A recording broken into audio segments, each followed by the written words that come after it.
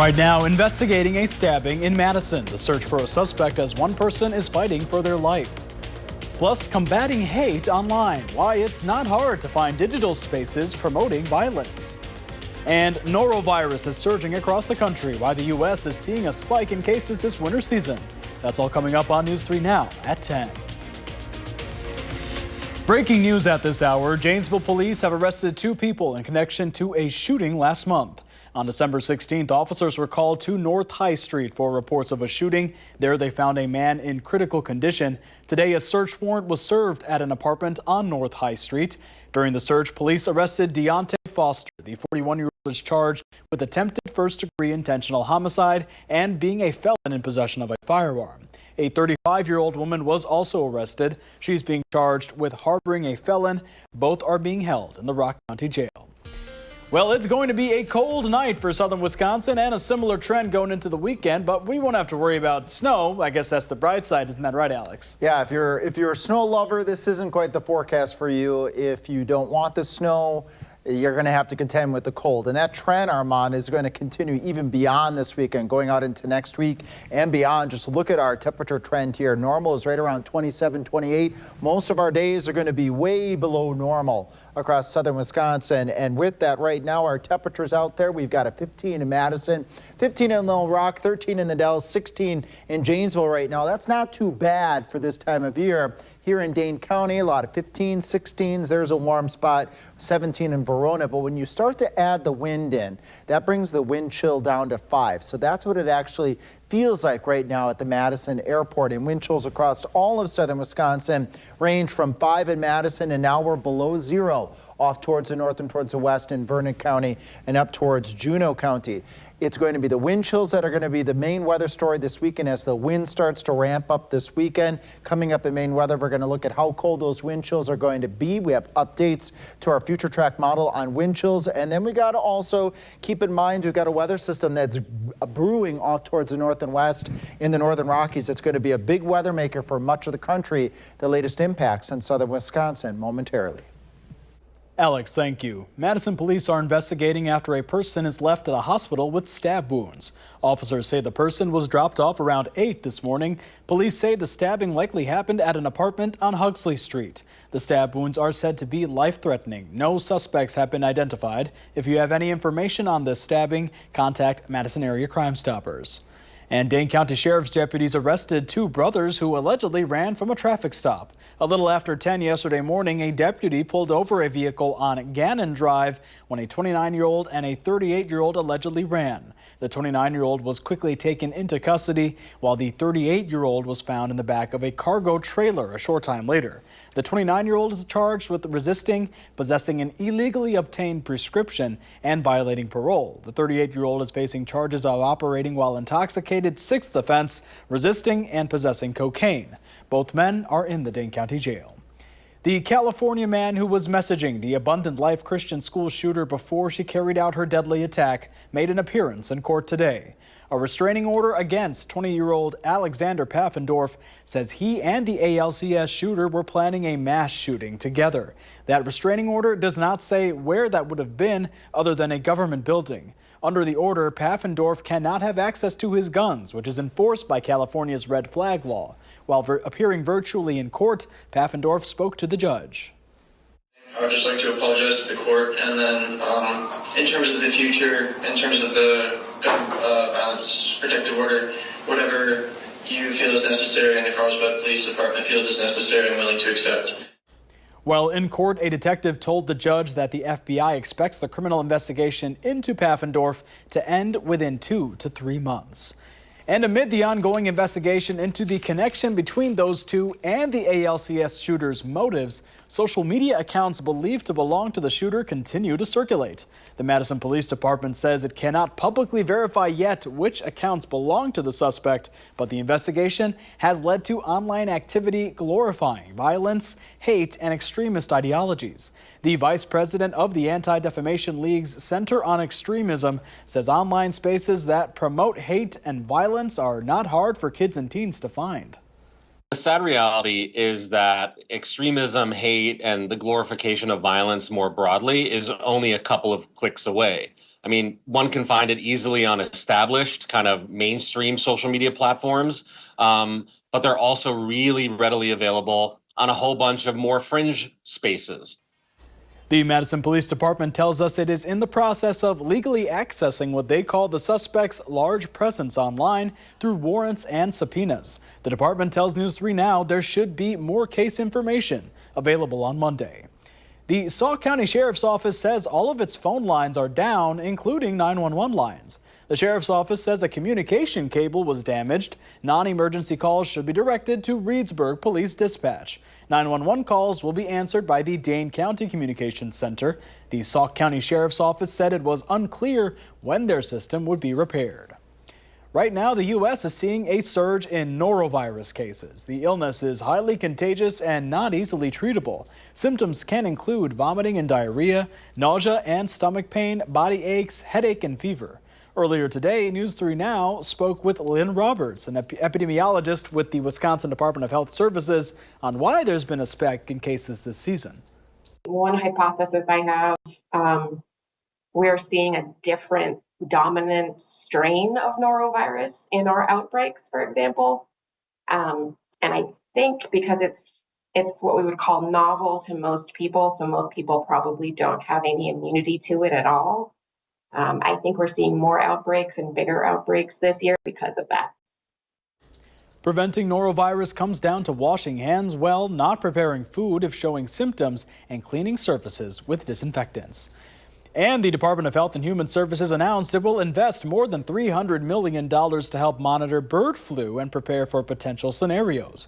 The CDC still considers the risk to the general public to be low, but the Biden administration emphasized the importance of continued collaboration among stakeholders to protect human and animal health and food safety.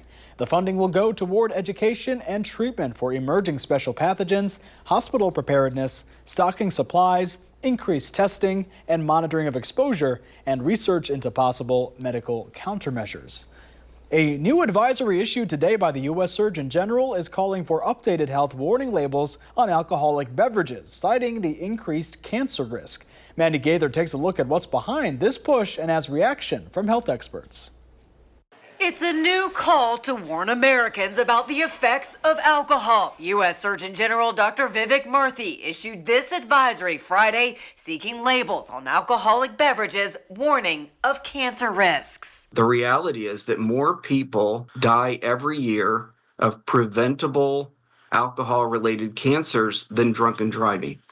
And I think most people probably don't realize that. Medical oncologist Dr. Dale Shepard with Cleveland Clinic says he hopes this advisory brings awareness. The Surgeon General's office says less than half of Americans are aware of increased cancer risk from alcohol, and that it's the third leading preventable cause of cancer in the U.S. That risk rises with the amount of alcohol consumed.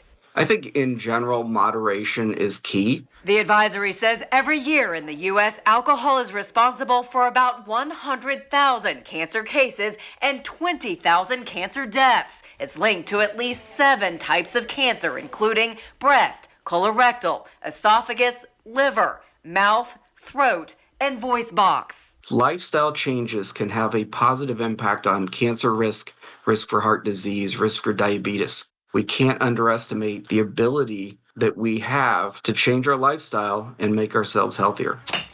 An updated warning label on alcoholic beverages to reflect cancer risk would require approval from Congress. For Health Minute, I'm Mandy Gaither.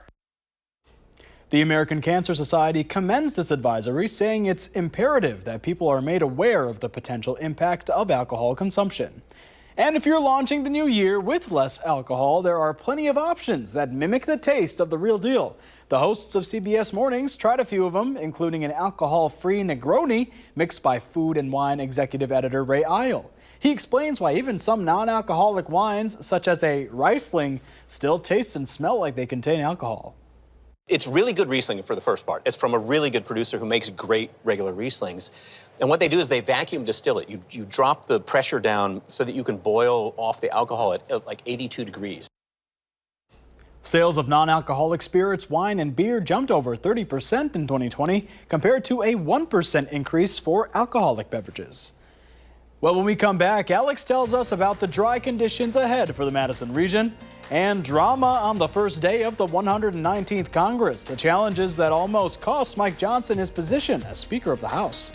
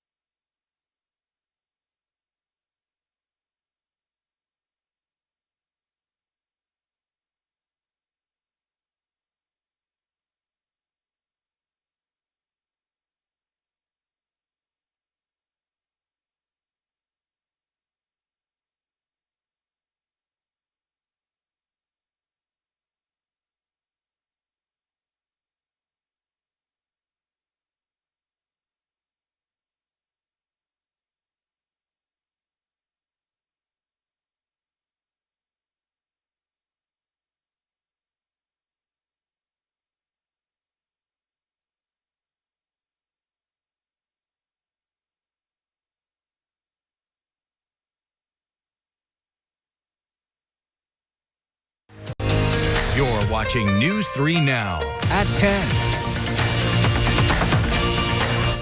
There was some drama on the first day of the 119th Congress. Mike Johnson was elected as Speaker of the House, but not without an initial challenge. Nydia Cavazos has more from Capitol Hill. Representative Mike Johnson returns as Speaker of the House, but by only the smallest of margins, with just one vote to spare. The Honorable Mike Johnson of the state of Louisiana, having received a majority of the votes cast, is duly elected Speaker of the House of Representatives for the 119th Congress. Johnson won the gavel on the first vote, but only after two Republican holdouts changed their vote. The path of prosperity has long been paved with policies that put America and Americans first. And that is what we will champion in the 119th Congress. Massey. Emmer. Three Republicans, Kentucky's Thomas Massey, South Carolina's Ralph Norman, and Representative Keith Self of Texas, initially voted for someone else. Johnson eventually won after President-elect Trump intervened and two of the three changed their votes. We needed more input from members like myself. Not a chairman, not in a leadership position, and I think that's what we have done. We got together, Mike gave us his assurances he's going to fight for the things we think are important for the country. Johnson is pledging to slash the size and scope of the federal government. His challenger for the gavel, House Minority Leader Hakeem Jeffries, had this message for the new speaker and his party. Keep your hands off Social Security and Medicare. Republicans now control both chambers of Congress for the first time since 2019, but pushing the Trump agenda may not be an easy task with such a small majority in the House. Nidia Cavazos, CBS News, Capitol Hill. And with the 119th Congress now sworn in, senators now can begin questioning and ultimately confirming or denying President-elect Trump's cabinet nominees. Those nominees are under scrutiny from both sides of the aisle. Two of note, Pete Hegseth and Robert F. Kennedy Jr. Hegseth, who Trump nominated to lead the DOD, has been accused of sexual assault, alcoholism, and misusing funds while working for a conservative veterans group. Trump picked Kennedy for HHS, who has been openly anti-vaccine. After being sworn in, Senator Tammy Baldwin spoke about how she'll vet the nominees.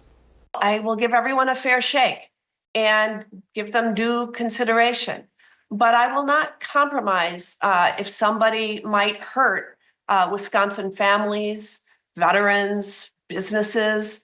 I will tell you that there are some controversial picks among the group. Baldwin says the committees within the Senate she sits on will have the chance to host hearings with the nominees. And President Biden is planning to ban some offshore drilling in a way President-elect Trump would struggle to undo after he's inaugurated. According to a White House source, his planned executive order will invoke the 1953 Outer Continental Shelf Lands Act. The law gives presidents broad authority to withdraw federal waters from future oil and gas leasing and development. However, it does not give presidents explicit authority to revoke the action and put federal waters back into development. That means Trump would have to get Congress to change it before he could reverse Biden's move. And the start of the new year means 21 states are raising the minimum wage, but once again, that does not include Wisconsin. Wisconsin's minimum wage is $7.25, the federal minimum. Surrounding states like Michigan, Illinois, and Minnesota are all above $10. However, experts say fewer workers are earning the minimum wage in Wisconsin than before. One associate UW professor says in her research, raising the wage is not a partisan issue. There's a lot of support for raising the minimum wage, and I think it's because people see the distance between the cost of living and the scale of the wage, and because they think in this country work should be honored by more than $7.25 an hour. Dresser also says raising minimum wage is popular when put on the ballot for voters to decide on, like in states like Missouri and Florida. Well, temperatures overnight set to drop into the single digits, and this cold trend is going to keep following us around, unfortunately, Alex. Yeah, it looks like it's going to stick around for much of this week. Maybe a reprieve the following weekend, and then more cold the following week after that. But we'll get into all of those details. Like you said, Armand, single-digit temperatures outside in the wind chill department. So you factor the actual temperature in the wind. Right now it feels like the single digits outside at 10 o'clock. But then as you factor in the wind as we go further and further into the night and our actual air temperatures dip down, it's really going to feel like -10 by the time you wake up on Saturday morning. -11 in the Dells, -5 in Janesville, maybe as cold as -15 in Camp Douglas. Then as we move into the daytime Saturday, the best we're going to do in the feels like factor is the single digits above zero.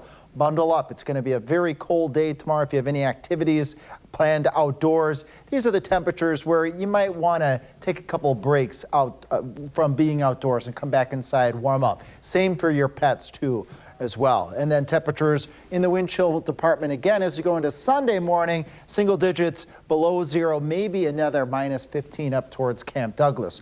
All because of the wind staying in the 15, 20, 25, maybe even 30 mile per hour range, briefly reprieving as we get to about 6 o'clock on Sunday morning, just a little bit lighter before they start to ramp back up into the 20 to 30 mile per hour range as that weather system that we've been talking about starts to move towards southern Wisconsin. Well, what will the impacts be here? Cloudy skies on Sunday, winds out of the north and east. That snow tries to make it north, but the best it does is over towards Lake Michigan as a Lake Michigan lake effect snow band may develop over towards Milwaukee, maybe a little light snow over towards Elkhorn, but much of southern Wisconsin staying dry, breezy as we carry forth. Notice no snow across southern Wisconsin You got to go over to southeastern Wisconsin for maybe a dusting over towards Elkhorn, a little more towards Milwaukee with that lake effect snow band. Now that whole weather system is going to be to our south, stretching from Kansas City to St. Louis, over to the east towards Cincinnati. This is where the greatest impacts are going to be, major travel impacts for Kansas City, St. Louis, Cincinnati. That's also going to extend all the way into the mid-Atlantic region as well. So bottom line with the storm system for us, that track stays well south, low snow chances, mainly southeast of Madison, otherwise cloudy and breezy for southern Wisconsin. And Armand, you were teasing earlier, dry for southern Wisconsin. Look how dry this forecast stays. Maybe a little light snow with the Clipper system at the end of the week, but otherwise very much feeling like January, just not looking like January. Had a viewer ask about drought conditions. We have moderate drought conditions across much of the upper Midwest, and they extended going out into the middle of January. About a 50-50 chance of us being drier than normal, but I've been looking at the weather models and I don't see any big winter storms, at least not yet, on the horizon. And it sounds like good weather for ice skating in Madison Parks, which started today. You can bring your own skates or rent a pair at Elvert, Tenney, and Vilas Park with staff. It costs $6 per adult for the first hour and $3 for youth in the first hour. Hockey is available at Elvert with boards and Vilas but without boards. Skating is open Wednesday to Friday from 4 to 8 p.m. On Saturday, it's open from 12 to 8, and Sunday is open from 12 to 6. And coming up in sports, a Badger beatdown. How Wisconsin put up a whole lot of points against Iowa. That's next on News 3 Now.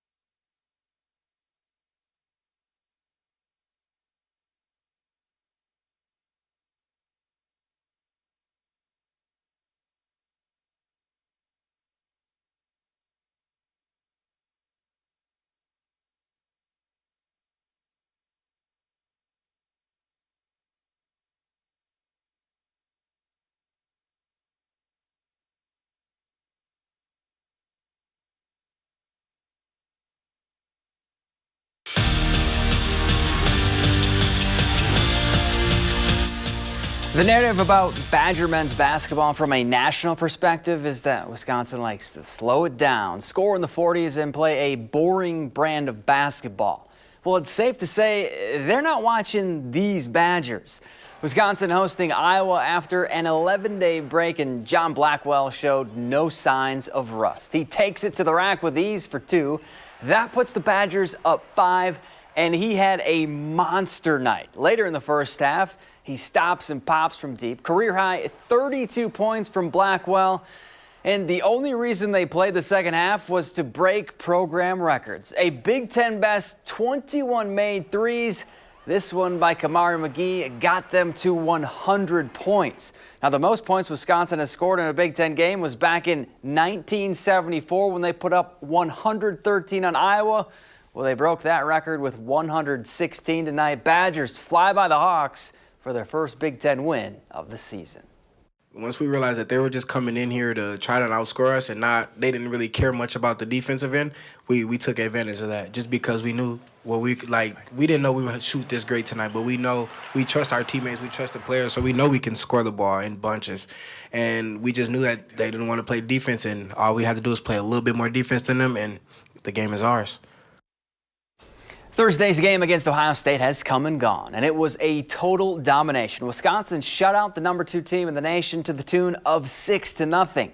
So now it's finally on to Saturday and their skate at Wrigley Field. It's UW's first outdoor game since 2010, and after all the buildup and all the hype surrounding this one, for it to finally be here, the Badgers can't wait to soak it all up. It's a surreal feeling. It's something I never thought I'd be able to do, but I've been blessed to be in a situation, and I'm just excited to just kind of take it all in and enjoy the moment. I think it's going to be super cool. I think hopefully I'll take a second to just look around and say this is a wonderful opportunity that a lot of people would give anything for, so don't take it for granted. And then after I soak it in for a little, I'll lock in because we got a big game to win. And speaking of women's hockey, be sure to come out and check out Pooley's Sports Bar in Madison to watch a live taping of the next episode of Wisconsin Huddle with Layla Edwards. The taping starts at 7 on Monday. We hope to see you there. We'll be right back.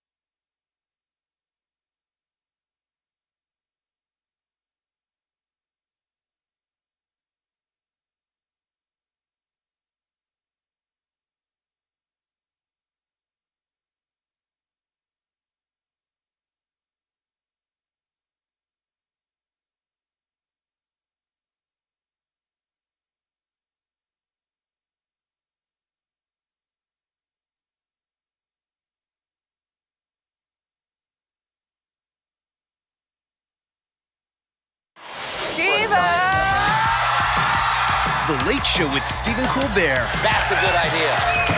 Weeknights on CBS. Finally tonight, elephants and other animals at the Berlin Zoo enjoyed a belated Christmas tree. Christmas tree sellers packed up unsold organic trees and donated them to the zoo. The event is a yearly tradition across German zoos. The elephants particularly well suited to getting the most out of the trees, eating, examining, and using them as bark. Wow, look at them tear those off. And using them as back scratchers? Wow. That's something I gotta try now too. A Christmas tree? You want to try eat a Christmas tree? No, back scratchers, Zach. Okay, I was like, they were eating them, so. Well, we got 3 trees out back you could use for that scratching. Kind of like Baloo the bear in the Jungle Book. Oh yeah, he goes up and says, like us a little, there we go. I'm sure the elephants know where it's at. Probably not the best weekend to be outside scratching your back on a tree. It's a little bit on the chilly side, and it's going to stay that way here. Didn't I do good at my transition? You did. Good job, Alex. Hey, thank you. Temperatures in the teens by day, single digits by night. Snow chances are low, and if you're thinking about the Packers game on Sunday, temperatures right around 20 degrees pretty much for the entirety of the game. Winds aren't looking terribly strong, so sunny skies, kind of cold temperatures for this time of year. I say kind of because in Green Bay and Wisconsin, this is what you expect. Exactly. There you go. Donate your tree. Help an elephant out. Have a see you tomorrow on News 3 This Morning.